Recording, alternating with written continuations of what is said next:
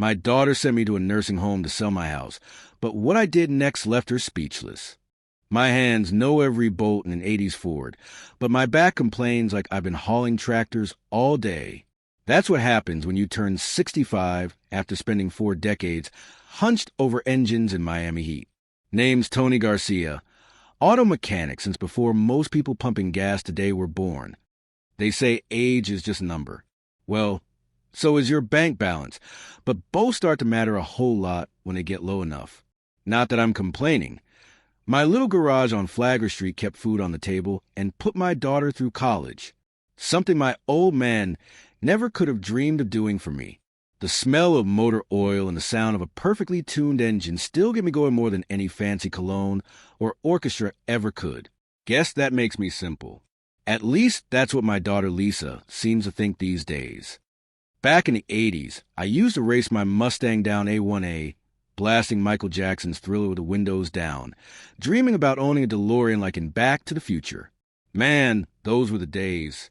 No responsibilities, except making sure I had enough cash for gas and beer on the weekends. Then I met Elena, beautiful girl with eyes that could jumpstart a dead battery. We got married in 87, had Lisa in 89. Life was good. Hard work at the garage, but good.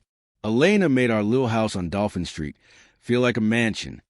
10 years ago, a sudden illness took her, faster than anyone expected. Like someone pulled the spark plug from my life, leaving me running on fumes. After that, Lisa became my whole world. My reason to keep the garage open, to get up every morning. I paid for her marketing degree at Florida State, bought her first Hyundai, even went into debt to give her the wedding she wanted 3 years ago. My little girl was my Oscar for everything I'd been through, the trophy that made all the sacrifice worthwhile. Lisa married Carl, some hotshot lawyer with a smile like a used car salesman. They bought this fancy house in Coral Gables, the kind of neighborhood where I feel like I should wipe my feet twice before entering. Their smart fridge probably knows more than I do, while I'm still happy with my old Frigidaire that makes ice cubes and keeps beer cold. Every time I visited, I could see Lisa tense up like she was afraid I'd embarrass her by talking about carburetors or using the wrong fork. Their friends would give me this look, like I was some rare species they'd only seen on National Geographic. Dad, how's your back? Lisa started asking this about 6 months ago. Sure, I'd complain about soreness after a long day at the garage. Who wouldn't? But she'd turned it into this whole thing. I'm just sore from work. I'd tell her.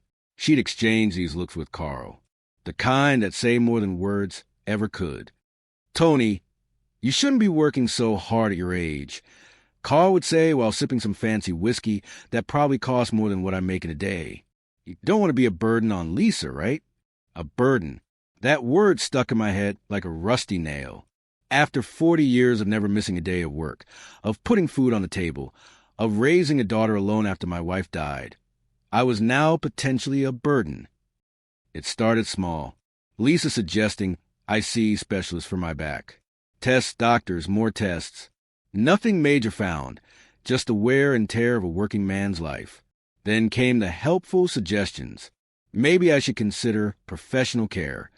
Maybe the house was too much to maintain. Maybe I should think about the future. All while I was still running my garage, still changing oil and fixing transmissions, still paying my bills. Dad, we found this great place called Sunny Shores Assisted Living. Lisa told me one Sunday dinner at their house. Just temporarily while we fix up your house.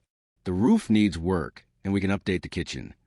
My roof is fine, I said. The inspector says otherwise, Carl chimed in. Insurance won't cover it if something happens. I don't remember agreeing. Exactly. But somehow, Lisa's persistent concern wore me down. A couple weeks, I told myself. Then I'll be back with my wrenches. Sunny Shores. Sounds like a vacation spot, right? More like a holding cell with floral wallpaper. It smells like my garage after cleaning a carburetor, only without the beer to make it tolerable. The staff looked at me like I was already half gone. They spoke slowly, loudly, as if being a mechanic meant I couldn't understand basic English. Breakfast is at 7:30, Mr. Garcia. I wanted to tell them that my hearing was fine. It was my patience that was running low. 1 week into my temporary stay, I got a call from Ed, my neighbor for the past 20 years. "Tony, there are people throwing your furniture out on the curb," he said, confused. "And there's a for sale sign on your lawn." My stomach dropped faster than a transmission, without bolts. I called Lisa immediately, my hands shaking. "Oh, Dad," she said, her voice suddenly cold and distant, like she was talking to a telemarketer, not her father. "We discussed this. You're better off at Sunny Shores. We've made all the arrangements for you." "Arrangements? Lisa, that's my house. My things. My life. It's for the best, Dad. The house will pay for your care. Carl and I had decided." That's when it hit me. They weren't planning on me coming back. They thought I was done. Finished. A broken-down old car ready for the junkyard. Then I remembered. About a year ago, Lisa had convinced me to sign a power of attorney for financial security. She brought the papers to Sunday dinner, explained how it would protect us both, just in case. Just in case they wanted to sell my house out from under me, apparently. Love for your children is like a deposit in the bank. You think it's growing interest, but sometimes the bank collapses, and you're left with empty pockets and a heart full of worthless trust. They call this place Sunny Shores, but I've seen more sunshine in a Walmart parking lot at midnight. The walls are beige. The food is beige. Even the people start to look beige after a while. My roommate, Harold, watches game shows all day with the volume turned way up. He keeps asking if I've seen his wife, Martha. Martha's been dead for 12 years, according to the nurse. I don't have a heart to remind him. The recreation room has puzzles with missing pieces and magazines from 2018. The highlight of the week is bingo on Wednesdays, where you can win exciting prizes like an extra pudding cup or travel-size shampoo. Last night, I sat by Harold's bed while he was sleeping and looked out the window at the parking lot. There was this young couple getting out of their car, probably coming to visit someone's grandpa. The guy opened the door for his girlfriend, and they laughed about something before heading inside. It reminded me of Elena and me, back when Lisa was just a baby. How we'd drive to the beach on Sundays with our little girl. How Elena would pack these elaborate picnics. How we'd build sandcastles until the tide came in. I thought about calling Lisa again, try to make her understand what she'd done. But what would be the point? In her mind, she's done the responsible thing. Put Dad somewhere safe, so she doesn't have to worry. Sold his house, so she doesn't have to pay for it. Problem solved, life goes on. Except it's my life. My house. My memories. That house on Dolphin Street isn't just wood and nails. It's where I carried Elena over the threshold. Where Lisa took her first steps. Where I sat alone for months after Elena died, trying to figure out how to keep going. Every scratch on that kitchen counter tells a story. Every oil stain on the garage floor marks a car I fixed, a family I helped get back on the road. After breakfast this morning, I convinced one of the nicer nurses to drive me to the beach. Not the tourist trap parts, but the quiet stretch near Port Everglades where the cruise ships look like floating cities. I sat on a bench, watching the waves, holding an old photo of Lisa when she was about 7. Gap-toothed smile, pigtails, sitting on the hood of a Chevy I was restoring, back when she thought her daddy hung the moon and fixed the stars when they broke. Old mechanics like me know something most people don't. Sometimes the part that looks the most broken isn't the real problem. You gotta trace the system. Find the source. The engine might be sputtering, but it's the fuel line that's clogged. Lisa thinks she's solved the problem by putting me here. She doesn't realize she's created a much bigger one. For herself. Everyone gets old. Everyone becomes the parent they packed away. Karma doesn't forget addresses. They think they've written me off. That I'll fade away in this beige prison of Jell-O cups and fluorescent lights. That I'll be a good, compliant old man who thanks them for their care. The ocean stretches out before me, endless and patient. Like me, I tuck Lisa's photo back in my wallet and smile for the first time in days. They think this game is over. But I haven't played my final hand yet. I might be old, but I'm not finished. Not by a long shot. Looking out the water, I mutter the words that will become my new mission. They think they've written me off, but I'm not done with this game yet. 2 weeks at Sunny Shores, and I'm already going stir-crazy. The food here is worse than those roadside burger joints along I-95 where the health inspector's car hasn't been spotted in years. And the staff? They look at me like I'm some worn-out tire they're waiting to toss in the junkyard. Breakfast is a sad affair where they serve eggs so rubbery you could use them to patch a flat. The coffee tastes like it was filtered through an old oil rag. I tried complaining once, and the cafeteria lady just cranked up her hearing aid and said, "That's nice, dear." At least I'm not alone in my misery. There's about 50 of us residents, as they like to call us, as if we chose to live in this beige purgatory of bingo nights and pudding cups. "You're the new guy in the block," Marge said to me yesterday in the common room. She's about my age with fire engine red hair that's definitely not natural and enough sass to fill a Cadillac. "Yeah, guess I am," I replied, like that boy band my daughter used to listen to, New Kids on the Block. Marge laughed so hard her dentures nearly popped out. "Tony, honey, you're more Bruce Springsteen than boy band material." I liked Marge immediately. She doesn't take any crap from the staff and sneaks some bourbon in her special iced tea. We started having lunch together, trading war stories about our kids and the good old days. "My son put me in here after my second hip replacement," she told me. Said it was temporary. That was 3 years ago. The more I talked to the other residents, the more I realized my story isn't unique. We're all casualties of busy lives, uncomfortable reminders of mortality that are easier to tuck away behind sanitized walls. It was during one of these conversations that I started thinking about Frank. Strange how memories surface when you least expect them, like finding a forgotten 20 in your winter coat.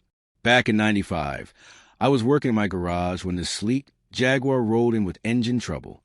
The owner was a smooth-talking businessman named Frank Delgado, tailored suit, Rolex watch, the whole 9 yards. "This baby's my pride and joy," he said, patting the hood of his Jag. "Can you fix her up, my friend?" I spent 3 days getting that car purring again. Frank was so impressed he kept coming back, even when his car was running fine. He'd bring coffee, ask about my family, tell me about his latest business ventures. One day, he showed up with a proposition that would change my life, though I didn't know it then. "Tony, my friend, I'm starting something big," he said. "Retirement communities for seniors. Not those depressing nursing homes, but actual communities where people can enjoy their golden years." I nodded politely, thinking it had nothing to do with me. "I need investors," he continued. "Ground floor opportunity. Minimum buy-in is 50 grand. I almost choked on my coffee. "Frank, I fix cars for a living. I don't have that kind of cash lying around." But Frank was persistent. He kept coming back, showing me projections, blueprints, market analyses. Elena thought he was full of hot air, but something about his vision got to me. I had some money saved from a small inheritance when my uncle passed. It was supposed to be Lisa's college fund, but Elena thought we could replace it before she was old enough for college. It's like dropping a coin in a slot machine in Vegas. I told myself, either I hit the jackpot or I walk away broke. I wrote Frank a check for $50,000 and tried not to think about it. Elena wasn't happy, but she trusted my judgment. When the first quarterly report came, I filed it away without reading it. Then life got busy. Elena got sick. The garage needed a new lift. Lisa was starting high school. Over time, I forgot about that investment. Frank moved to California, and we lost touch. When Elena passed, any thoughts of business ventures were the furthest thing from my mind. These memories washed over me as I sat in Sunny Shore's common room, watching Wheel of Fortune with the volume turned way too high. The more I looked around at this place, the peeling wallpaper, the understaffed nurses, the overpriced amenities, the more disgusted I became. $20 for a haircut that looks like they use lawn shears, complained Walter, a retired postal worker. And my kids wonder why my savings are disappearing. "The thermostat's locked at 78 degrees, added Marge. I asked if they could turn it down, and they said it would be a $30 monthly surcharge for climate customization. I'd noticed other issues too. Call buttons that went unanswered for hours. Maintenance requests ignored for weeks. Medication sometimes delivered late. Sometimes not at all. Has anyone tried talking to management? I asked. The collective eye roll could have powered a small wind turbine. Management doesn't talk to residents, Walter said. They talk at us. Big difference. I decided to try anyway. Call it the stubborn mechanic in me. I've never been able to see something broken without wanting to fix it. I found the manager's office and knocked firmly. A skinny guy with a bad comb-over and a name tag reading assistant director opened the door with obvious annoyance. Yes? He said, like I was interrupting something important. I'd like to discuss some concerns about facility conditions, I said, trying to sound official. He looked me up and down, taking in my old Dolphins t-shirt and jeans, and smirked. We have a suggestion box by the cafeteria. Gramps, don't bother us with every little complaint. The door closed in my face before I could respond. Told you, Walter said when I returned to the common room. They think we're just broken down old cars waiting for the junkyard. This kid thinks I'm just an old boat, I muttered, but I can still tighten some nuts when needed. Marge snorted with laughter, then grew serious. You know, my nephew gave me this old smartphone. He didn't need any more. It's not your wrench set, but maybe you can use it to look up who actually owns this place. She pulled out a Samsung that was probably state-of-the-art 5 years ago. I never figured out how to use it beyond making calls. You seem handy. Maybe you can make it work. I took the phone, grumbling about these new-fangled gadgets. Truth is, I wasn't completely clueless. Lisa had forced an upgrade to a basic smartphone a few years back, insisting I couldn't keep using my flip phone forever. You can't fight progress, Dad, she'd said, showing me how to text and use Google. That night, after lights out, I sat in my bed with a glowing screen, pecking away with my mechanic's fingers that felt too large for the tiny keyboard. I searched for Sunny Shores Assisted Living ownership and got nothing useful. Then I tried Retirement Homes Miami Company and waded through pages of results. On the fourth page, I found it. Sunco Holdings, revolutionizing senior living across Florida. The website was full of stock photos of smiling seniors playing golf and eating fancy meals. Nothing like the reality I was experiencing. But what caught my eye was a small photo on the About Us page. There he was, older and grayer, but unmistakable, Frank Delgado, listed as founding partner and chief operating officer. My heart raced. I hadn't thought about Frank in years, but seeing his face brought everything back. The investment, the promise, the forgotten opportunity. With shaking fingers, I found the contact us form and typed a simple message. Frank, it's Tony Garcia from Miami Motors. Remember me? I'm currently a resident at your Sunny Shores facility. We need to talk. Here's my number. I hit send, not expecting much. Big shot executives don't usually respond to random messages from people they met decades ago. 2 days later, my room phone rang. Tony Garcia? Tony, my old friend. I couldn't believe it when I got your message. Frank's voice hadn't changed. Still that smooth, confident tone that could sell ice to Eskimos. Frank, I said, keeping my voice low, you remember that investment I made? The $50,000 for your senior living concept. Of course. One of my first believers. Tony, we need to talk. Not over the phone. Can you meet me next week? I'm flying to Miami for a board meeting. I agreed, not sure what to expect. The next day, I received an official-looking envelope. Inside was a visitor's pass for the Sunco Holdings main office in downtown Miami, and a handwritten note from Frank. Much to discuss. Come at 10 a.m. on Tuesday. I showed Marge the pass. How are you going to get downtown? She asked. It's not like they let us keep our cars here. Good question. The facility's shuttle only went to the nearby mall on Thursdays. My nephew can drive you, Marge offered. He owes me for paying his bail last month. Don't ask. I didn't. In my experience, the less you know about bail money, the better. The weekend crawled by. I couldn't stop thinking about Frank and that old investment. Had he just been stringing me along all these years? Was this meeting just a courtesy to an old customer? Tuesday morning. I put on my one good shirt and the tie Lisa had given me 3 Christmases ago. Marge's nephew, a tattooed kid named Jake who barely spoke, drove me downtown in his beat-up Honda. The Sunco building was all glass and steel, reflecting the Miami sun like a giant mirror.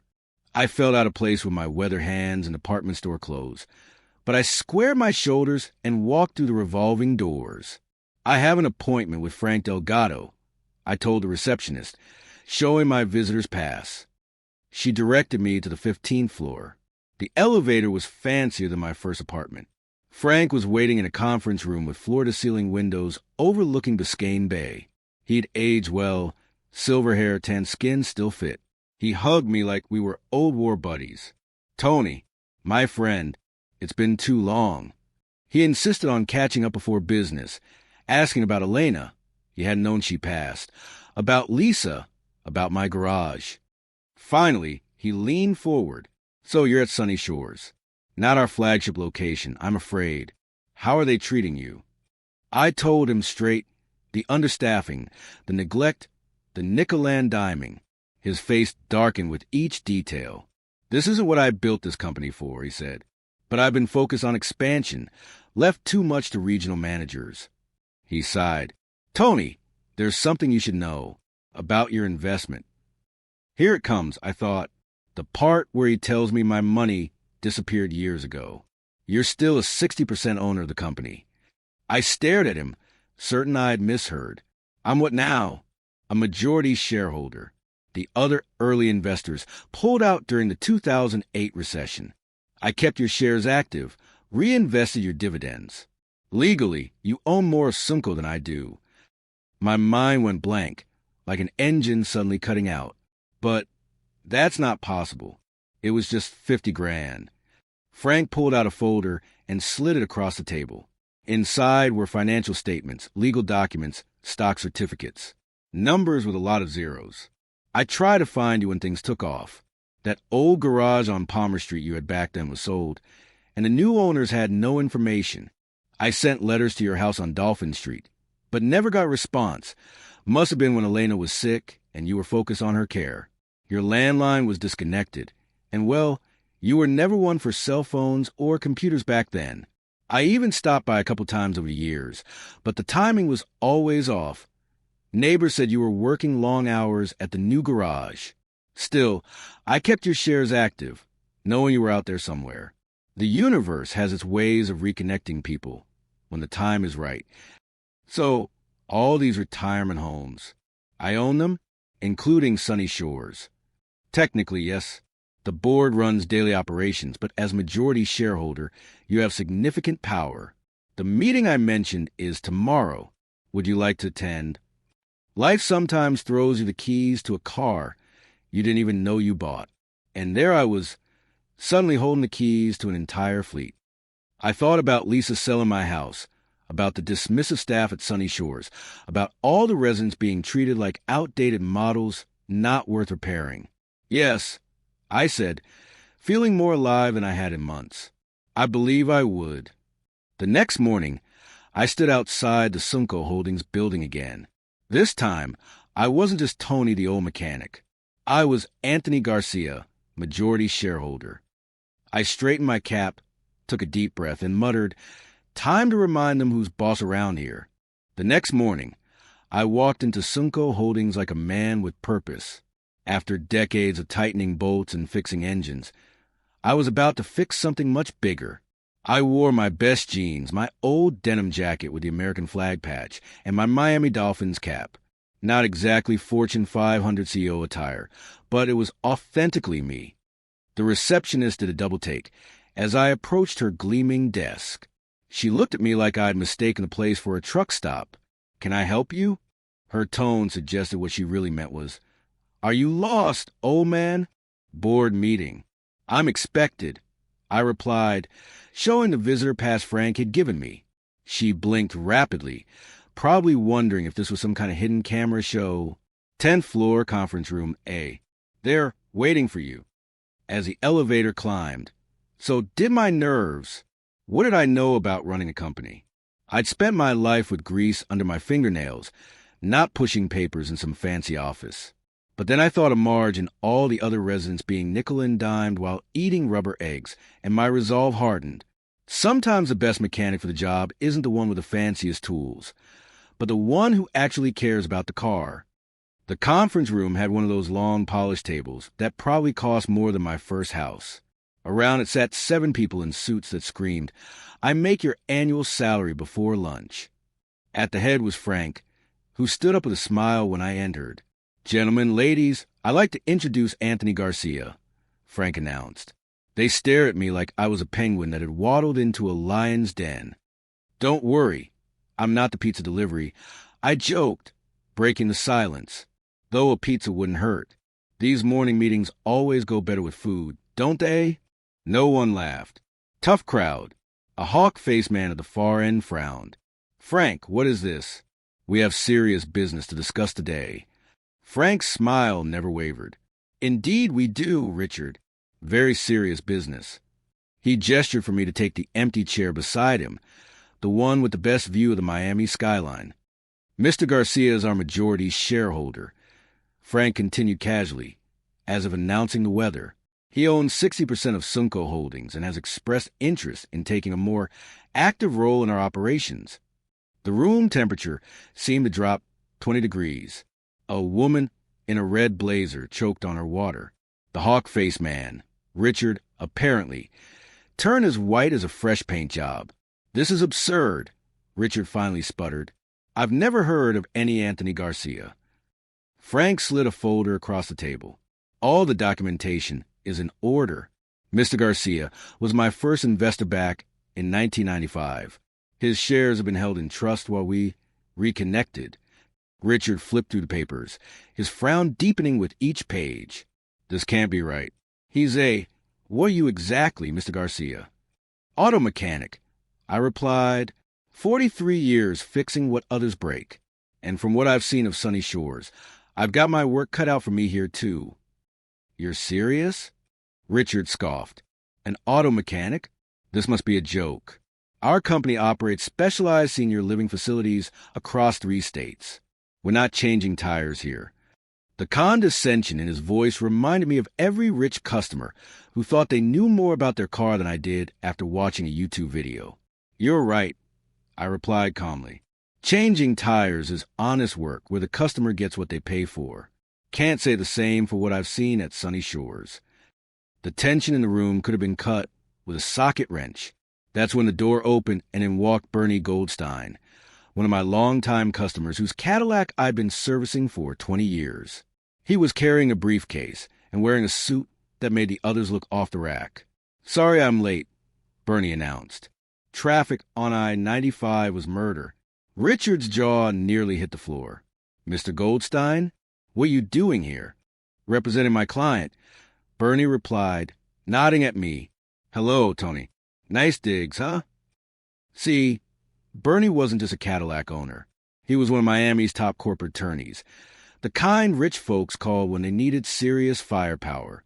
He'd been coming to my garage since the 90s because, as he put it, "I trust you with my car more than most lawyers with my case."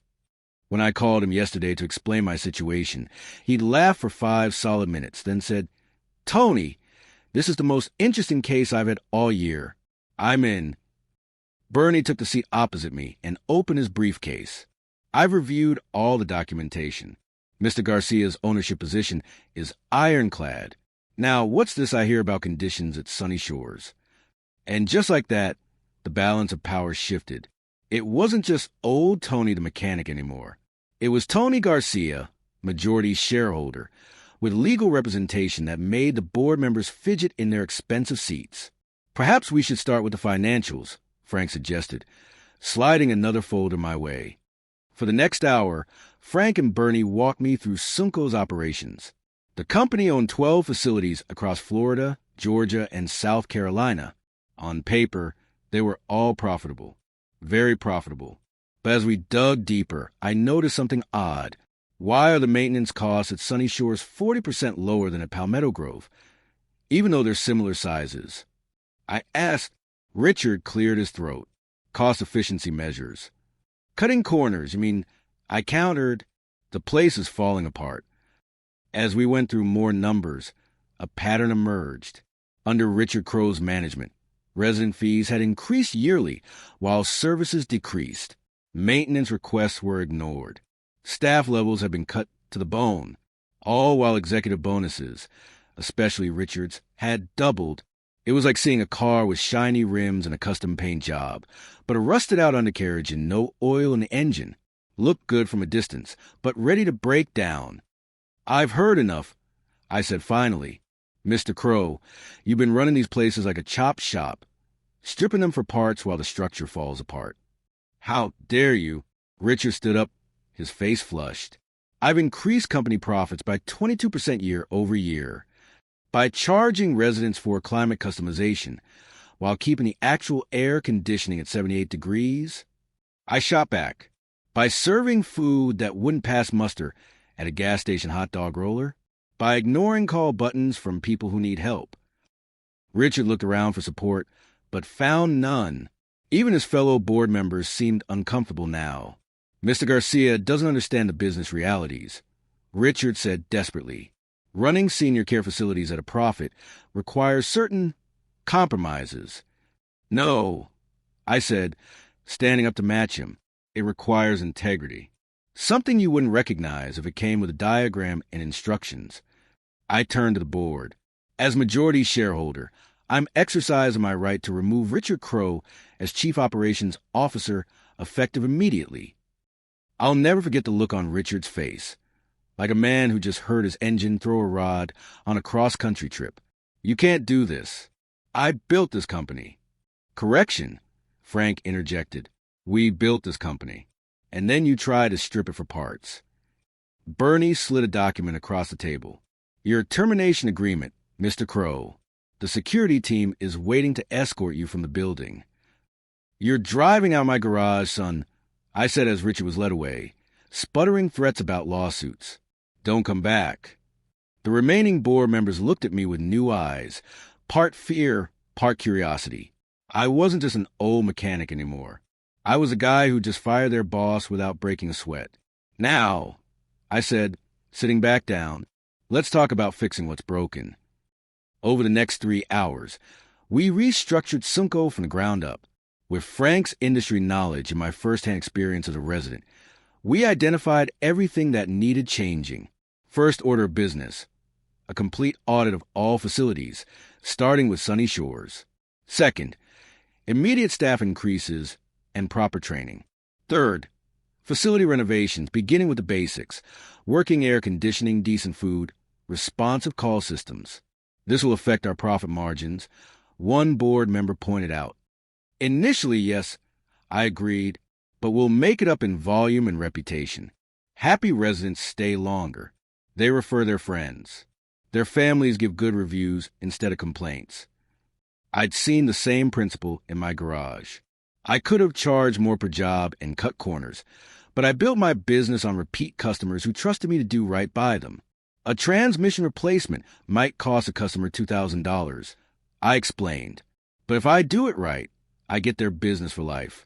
Do it wrong, and they badmouth me to everyone they know. By lunchtime, we had a solid plan in place. I'd be working directly with Frank as a special advisor, with authority to implement changes across all facilities. My first executive decision: hiring Maria, the kind-hearted nurse from Sunny Shores who always made time for Marge despite being overworked. She'd be the new director there, with a mandate to put residents first. "You want to promote a floor nurse to director?" One board member asked skeptically. "She knows what residents need because she actually listens to them." I replied, "That's more valuable than an MBA." The board meeting concluded with handshakes all around. These sharks in suits weren't bad people, I realized. They'd just forgotten that the numbers on their spreadsheets represented actual human beings. As we walked out, Frank clapped me on the shoulder. "Tony, you were magnificent in there. Like you've been running companies all your life. Cars are companies. It's all about identifying what's broken and fixing it properly the first time," I said, "and not charging people for air they're not getting." The next few weeks were a whirlwind. I moved between board meetings and hands-on work at Sunny Shores. We replaced the worn-out furniture, fixed the constantly breaking elevators, and hired enough staff so that call buttons were answered promptly. The food improved dramatically once we hired a Real chef instead of whatever minimum wage kitchen manager Richard had installed. The first night they served decent meatloaf, old Walter cried actual tears. "I haven't had food this good since my wife passed," he said, clutching my arm. "Thank you, Tony." We added activities that people actually wanted. Poker nights of men, gentle yoga classes for those with mobility issues, weekend concerts by local musicians. We even started a small woodworking shop in an unused storage room, where I taught basic skills to anyone interested. "You've turned this place from a waiting room for death into somewhere worth living," Marge told me one evening as we sat in the newly renovated garden. Most importantly, we lowered fees for residents who couldn't afford the full cost. A sliding scale based on actual need, not nickel-and-diming people who worked hard all their lives. I explained to the board. The other residents looked at me differently now. Before, I was just another old-timer in a place none of us wanted to be. Now I was Tony the owner, the guy who'd swooped in like some blue-collar superhero and fixed what was broken. "You're our Rocky Balboa," Harold declared one evening during movie night. Everyone cheered. I'm no Stallone, but I have to admit it felt good. Not the power or the money, though learning I was now worth several $1 million on paper was certainly a shock. No, what felt good was fixing something that mattered. The board members watched me with a mixture of skepticism and amusement as I refused to change how I dressed or talked. These guys looked like I'd stolen their Starbucks latte the first time I showed up in my Dolphins cap. I told Marge. Now they're calling me authentic and grounded. Corporate types, I tell you. Frank assured me my approach was actually good for business. "People trust someone who doesn't put on airs," he said. "It's refreshing in this industry." Maybe so, but I wasn't doing it for image. At 65, I was too old to become someone else. Take me as I am or don't take me at all. A real boss isn't the one who shouts the loudest or wears the fanciest suit. A real boss is the one who fixes what's broken and makes sure it stays fixed. That's something I learned in 40 years of turning wrenches. I was still staying at Sunny Shores, though I could have afforded any condo in Miami now. I kept my room there because it reminded me why I was doing this. Every time I ate in the dining room or sat in the common area, I saw the improvements firsthand. Plus, these people had become a kind of family. Marge, Walter, Harold, they counted on me being there, not just as the owner, but as their friend. One morning in early June, Maria knocked on my door. "Mr. Garcia, your daughter Lisa is here to see you. She's waiting in the lobby." I hadn't heard from Lisa since that cold phone call when I discovered she'd sold my house. Part of me had been waiting for this moment, preparing for it. Even the other part dreaded it. "Tara, I'll be right down," I said, taking a deep breath. My little girl wanted to talk. Well, I was ready for whatever she had to say. I took the elevator down to the lobby, my heart pounding like a misfiring engine. Strange how family can make you nervous, even when you're the one holding all the cards now. As the doors opened, I straightened my shoulders, ready to face the daughter who'd written me off as just another problem solved. Now here she was, on my turf, and boy, had the tables turned. She stood by the reception desk, clutching a bouquet of daisies and wearing that marketing executive smile she uses for clients. Next to her was Carl, looking uncomfortable in his tailored suit, checking his watch every 30 seconds like he had somewhere more important to be. When Lisa saw me, her smile flickered, then strengthened, professional mask back in place. "Dad, you look good." She didn't know yet. That much was clear from her condescending tone, the kind you use with a child or someone you think isn't all there anymore. She still thought I was just old Tony, stashed away in a retirement home while they enjoyed my house and the proceeds from its sale. "Flowers?" I nodded at the bouquet. "You know I've always been more of a beer guy than a daisy guy." Her smile tightened. "We just wanted to check on you. Make sure you're settling in." 2 months without a call, and suddenly she's concerned about how I'm settling in. Behind her, Carl was eyeing the renovated lobby with confusion, probably wondering why the place looked nicer than when they dumped me here. "Let's talk," I said, "but not here." The residents are having a community breakfast in the dining room. Why don't we join them? Lisa's eyes widened slightly. Public conversations weren't part of her plan. I led them to the dining room, where about 30 residents were enjoying the French toast and fresh fruit that our new chef had prepared. Marge caught my eye from her table and gave me a knowing wink. Word travels fast in a place like Sunny Shores, and everyone knew Lisa was the daughter who'd sold my house. "Wow, this looks different," Lisa murmured as we found seats at an empty table. The dining room had been completely redone. Gone were the institutional beige walls and plastic plants, replaced with warm colors and actual living greenery. "We've made some changes," I said casually, helping myself to coffee from the carafe on the table. "The food's better too. No more rubber eggs." Carl cleared his throat. "Tony, we've been meaning to talk to you about your house. The sale is proceeding, but there are some papers you need to sign to finalize everything. So that's why they were here. Not to check on me, but to get my signature on whatever document their lawyer had cooked up. Before we get to that," I said, looking directly at Lisa, "I've been wondering something. When exactly did you decide I was finished? Was it after Mom died, or more recently?" Lisa's professional smile faltered. "Dad, don't be dramatic. We just wanted what's best for you. This place has trained staff, activities, people your own age, and it was convenient, wasn't it? Tuck Dad away, so you don't have to explain the grease monkey father to your Coral Gables friends." Her face flushed red. The truth often hits harder than any wrench could. "That's unfair," Carl interjected. "We researched several facilities before choosing Sunny Shores. You chose the one that would take me with minimal questions asked." I replied, "The one where the staff was too overworked to notice when residents called, buttons went unanswered for hours." By now, several nearby tables had gone quiet, residents pretending not to listen while hanging on every word. "Dad, we just wanted you to have proper care," Lisa insisted, lowering her voice. "Your back was getting worse. You were living alone in that big house." "My back gets sore after working all day. It's called being 65, not senile." I took a sip of coffee. "And let's cut the act. You wanted my house." The look they exchanged confirmed everything. They hadn't expected direct confrontation from old Dad. They expected compliance, gratitude even for taking care of me. You know what really gets me? Not that you wanted the house. It's that you didn't even ask. Didn't have the decency to have an honest conversation. Instead, you tricked me into signing a power of attorney, then used it to sell my home right out from under me. Lisa's marketing smile was completely gone now.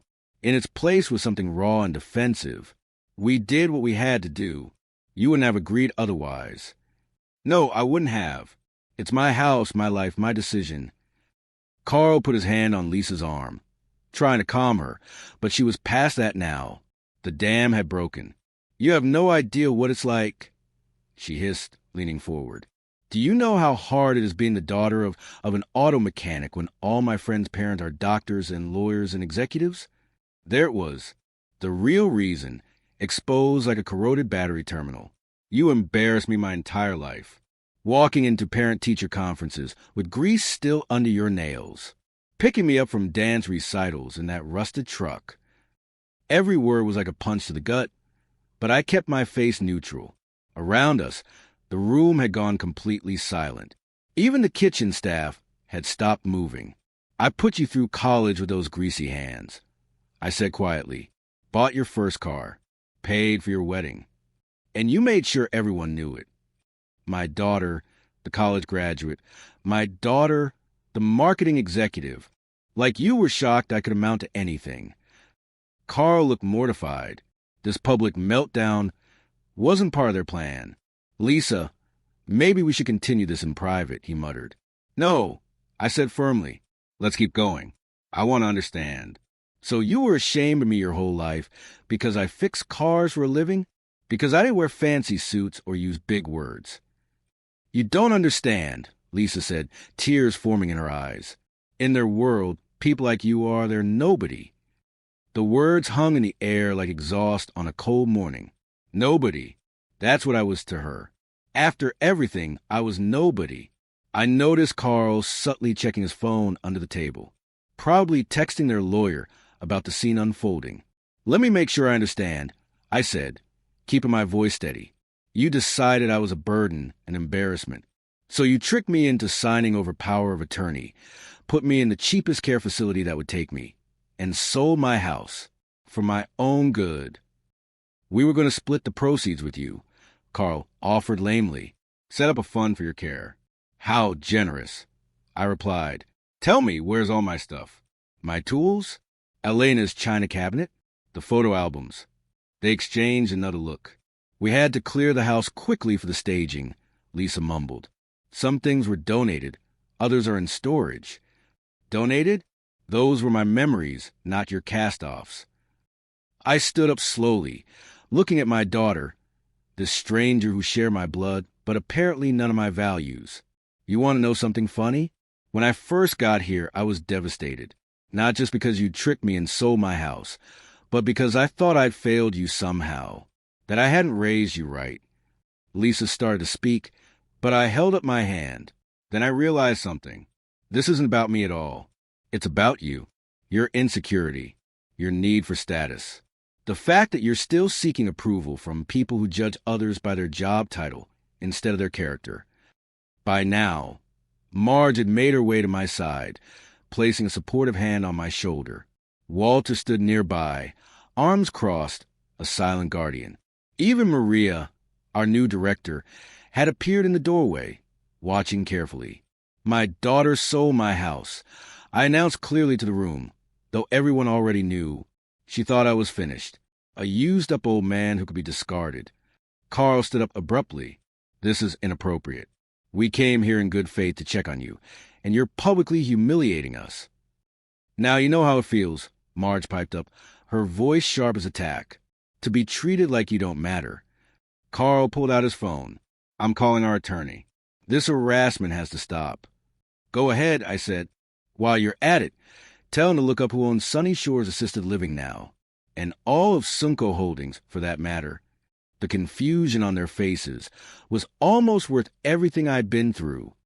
"What are you talking about?" Lisa asked. "I own this place," I said simply, "and 11 others like it across 3 states. Carl laughed nervously. "That's ridiculous. Dad, have you been taking your medication?" I reached into my pocket and pulled out my new business card. Tony Garcia, majority shareholder and special advisor. Sunco Holdings. I handed it to Lisa, whose hands trembled as she read it. "This isn't possible," she whispered. "Remember that investment I made back in '95? The one your mom thought was a waste of money? Turns out it wasn't. Turns out I'm worth several $1,000,000 on paper. Turns out your nobody father is actually somebody very important in the senior care industry." The look on their faces, shock, disbelief, followed by the slow dawn of recognition that they'd made a catastrophic miscalculation. It was better than any engine I'd ever successfully rebuilt. "Mr. Garcia," Maria approached carefully. "Your 10 o'clock meeting with the renovation contractors is in 5 minutes. "Thank you, Maria," I replied, not taking my eyes off Lisa and Carl. "Please let them know I'll be right there." Carl had gone pale, likely calculating the professional ramifications of having antagonized the owner of a significant healthcare company. Lisa just looked stunned, her worldview visibly crumbling. I thought I'd feel vindicated in this moment, triumphant, even. But looking at my daughter, all I felt was a deep sadness. Somewhere along the way, I'd lost her, or maybe she'd lost herself. "You can keep the house," I said quietly. "I don't need it anymore. What I needed was respect, common decency, the knowledge that my own daughter saw me as a person, not a problem solved." Lisa's tears were flowing freely now, not the manipulative kind she'd used to convince me to sign those papers a year ago. Real tears. I could have left it there. Maybe I should have. But I've never been one to leave a job half done. The next morning, I called Bobby Ramirez, a local reporter who'd been bringing his '67 Mustang to my garage for years. I told him my story, not out of revenge, but because what happened to me happens to thousands of seniors every day. People discarded by the same society they helped build, by the same families they sacrificed everything for. This needs to be talked about. I told Bobby, not just my story. All of us who get pushed aside when we're no longer convenient. Bobby's article ran in the Miami Herald the following Sunday. From discarded to director, how one senior fought back. It painted Lisa and Carl as the villains they were, but also highlighted the larger issue of elder abuse and neglect in America. The story went viral, as they say. Hashtags like hashtag Justice for Tony and hashtag Respect Our Elders started trending on platforms I barely understood. Suddenly, my face was on the local news, then national. People began sharing their own stories of being mistreated or witnessing their parents being mistreated. I don't know what Twitter is, I told Marge, but apparently I'm a rock star on it. The fallout was swift. Lisa's marketing firm lost several major clients who didn't want to be associated with someone accused of elder abuse. Carl's law partners called an emergency meeting to discuss his ethical lapse. They were feeling the heat from a public that suddenly cared very deeply about how we treat our senior citizens. I didn't take any pleasure in their pain. Despite everything, Lisa was still my daughter. But actions have consequences. Something I tried to teach her since she was old enough to understand words. She thought I was an old Ford, ready for the junkyard. But I turned out to be a Mustang with plenty of miles left to drive. A week after the story broke, I received a letter from Lisa. No visit this time, no flowers. Just words on paper, like people used to communicate before everything went digital. Dad, she wrote, I don't expect forgiveness. What we did was unforgivable. All I can say is that I lost sight of what matters. Status, appearance, what others think. I let those things become more important than family. I'm sorry doesn't begin to cover it, but it's all I have to offer. She signed it simply, Your daughter, Lisa. I folded the letter and put it in my wallet, right next to that old photo of her sitting on the Chevy. Maybe someday we'd find our way back to each other. Maybe not. The road ahead was unclear, as roads often are. What was clear was that I wasn't done yet. Not by a long shot. The worst enemy isn't the one who hits you. It's the one who makes you doubt yourself. For a moment there, I let Lisa and Carl make me doubt my worth, my abilities, my place in the world. Never again. 3 weeks later, I stood on the lawn of my old house on Dolphin Street. The sold sign had been replaced with auction, scheduled for the following weekend. Lisa and Carl, facing financial pressure from their professional setbacks, had been forced to put it back on the market. I ran my hand along the weathered mailbox post I'd installed 20 years ago. Memories flooded back. Elena planting roses along the walkway. Lisa learning to ride her bike in the driveway. Countless weekend barbecues with neighbors and friends. This house wasn't just bricks and wood and shingles. It was a physical manifestation of my life story. Every dent in the kitchen doorframe marking Lisa's height as she grew. Every stain on the garage floor from cars I'd tinkered with. Every crack in the sidewalk that Elena had said gave our home character.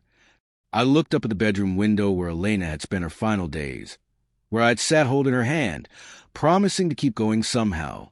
This house isn't just a structure, I whispered to the gentle Miami breeze. It's my memories, and I'm going to get them back. Auction day arrived with perfect Miami weather. Sunshine bright enough to make the auctioneer's gavel glint as he called for opening bids on my home. I stood at the back of the crowd, baseball cap pulled low, just another curious onlooker as far as anyone knew. The turnout was decent. About 30 people gathered on my front lawn, where I'd once taught Lisa to ride her bike. Most were investors looking for a quick flip, a few young couples dreaming of their first home. None of them knew what this place really meant.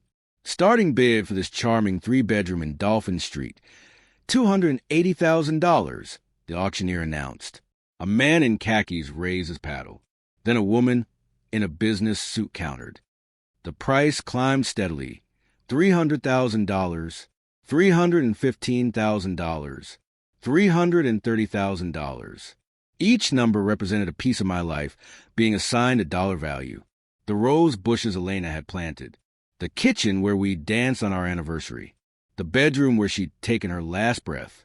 At $345,000, the bidding slowed.